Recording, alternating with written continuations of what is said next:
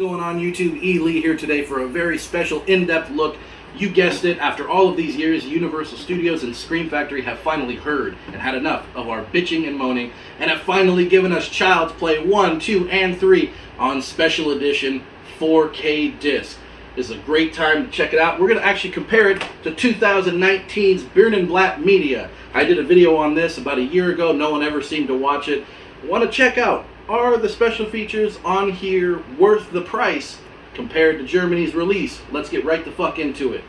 One thing I wanted to point out right off the bat is this generic Scream Factory menu with the chalk duster font, which was an interesting choice and felt pretty thrown together. And here is what the special features list looks like for Child's Play 2 for the Birnenblatt set. I will say Scream Factory does take the edge for including all new interviews for this release. Another thing I do want to point out is that the interviews themselves were fairly short. Only interviews that went over 10 minutes were Don Mancini's 2 interviews.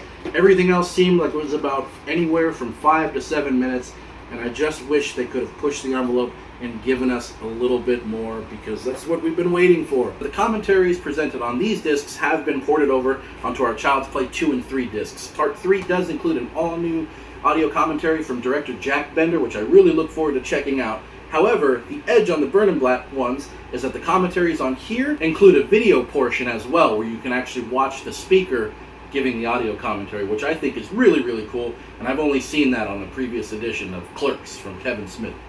One edge I do want to give to the Birnenblatt set is that it does include a standalone interview with director John LaFia, rest in peace, and this one has a different interview with Robert Latham Brown, the executive producer.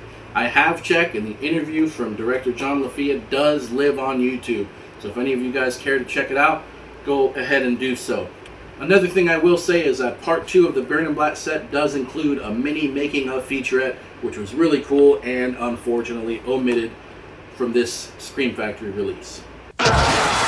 Now, I'm not sure if Scream Factory couldn't obtain the original negative, which was probably destroyed in the 2008 fire at Universal Studios, but it's one thing I want to point out, that the extended TV scenes, the deleted scenes, have the Sci-Fi and the USA lower third on the bottom right portion of the video, which sucks, but it's definitely understandable. They do look like they were ripped from YouTube.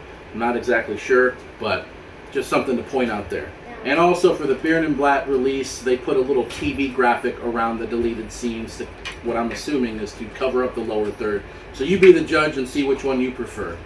One thing I do want to say, I'm really happy we have new interviews. I just wish they were structured in a different way. It is just your typical interview footage, intercut with scenes from the movie, and a lot of the same photos. There's really nothing we haven't seen before as far as behind-the-scenes images. I will say for the makeup artist, he did show a little bit of the sculpt inside of the Devil's Lair for the ghoul that they made, that Tyler hides behind, which was super, super cool.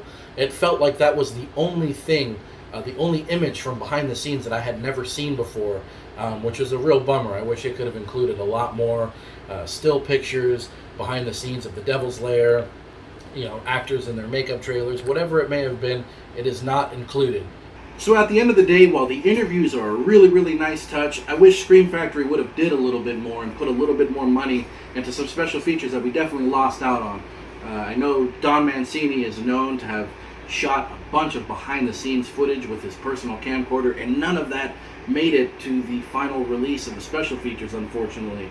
A couple interviews with Don and I think Beth Grant and her husband were done through Zoom, which, you know, sucks, but totally understandable.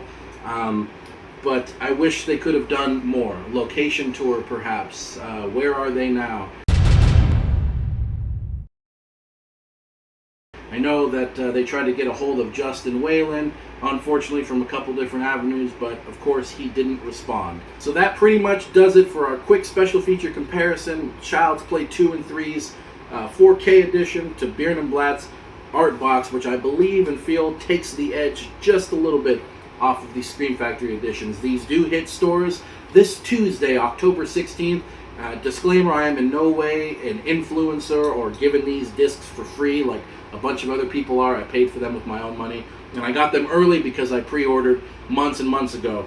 I don't think that it's worth the price for the bundle, But such is life. I'm a big fan, and I had to have it. And I'm hoping that these will be the definitive editions to have until Arrow gets the fucking rights for it 6 months down the line, and then we got to double dip yet again. But check them out. Thank you guys for taking a look at the video. Again, I cannot stand videos that are urging people to thumbs up and subscribe, so I'm going to tell you the opposite yet again. Thumbs down this shit. Don't subscribe. Thanks, guys, for watching. Charles Lee Ray. We'll see you in the next one. Fuck you, Eli.